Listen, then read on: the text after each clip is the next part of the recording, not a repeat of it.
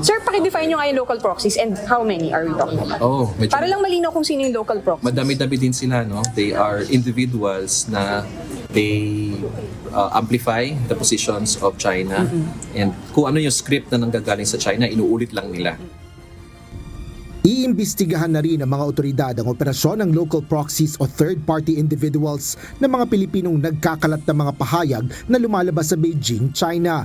Sa tala ng National Security Council o NSC, hindi hihigit sa 100 local proxies ang kanilang natukoy, kung saan nasa 10 sa mga ito ay mga kilalang social media influencers.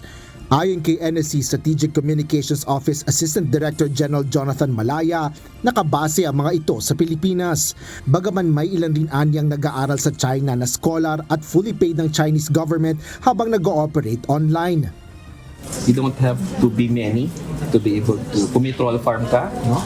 Kita nyo naman, 11 lang naman yung tao na nag-ooperate actually, but through a troll system utilizing artificial intelligence, you can multiply yourselves and be able to influence public discourse. Tinukoy din ang mga aktibidad na ito ng National Intelligence Coordinating Agency o NICA. Ibinahagi ni NICA Cyber and Emerging Threats Deputy Director General Francisco Ashley Asedillo ang implikasyon ng espionage activities ng China sa Pilipinas. The creation po of information operations capabilities to influence public opinion and political discourse. So sa tingin nyo, yan ay ginagawa ngayon? In terms of, makikita po natin ito, Mr. Chair, sa social media because we believe that Chinese organs are amplifying divisive political discourse in our country. Ayon naman kay Senate Majority Floor Leader Francis Tolentino, Chairman ng Senate Special Committee on Maritime and Admiralty Zones, maraming kumpanya ang umahawak sa mga local proxies. Tinukoy pa nito ang kontrata ng isang Filipino Registered Organized Corporation na binayaran umano ng Chinese Embassy ng halos 1 milyong piso para sa naturang operasyon. So ito'y nagpapatunay na China mismo ang nagbabayad.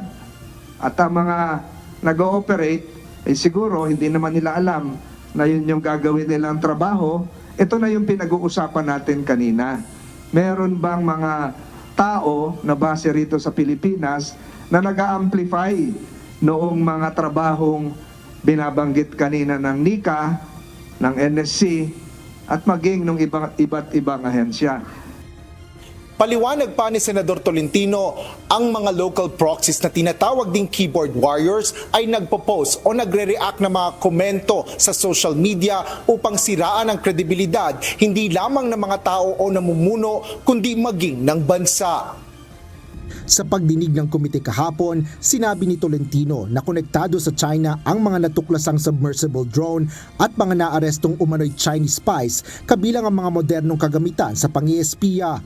Nagpahayag naman ng pagkabahala dito ang NSC, partikular na ang implikasyon nito sa national security. It's very alarming. From today until yesterday, no, nakita natin the extent, the scope of the intelligence gathering operations being done by what appears to be Chinese state-sponsored activities, no? Kasi nga, sabi ko naman sa inyo, we will go with the evidence has brought us, and the evidence has brought us that there is culpability on the part of Chinese state agencies here. So tapos meron pa ngayong revelation sa Senator Tolentino. So it is very alarming, and we are very worried about the implications to Philippine national security. Inirekomenda naman ng NSC kay Senador Tolentino na ipasa ang batas na sasaklaw laban sa mga naturang aktibidad.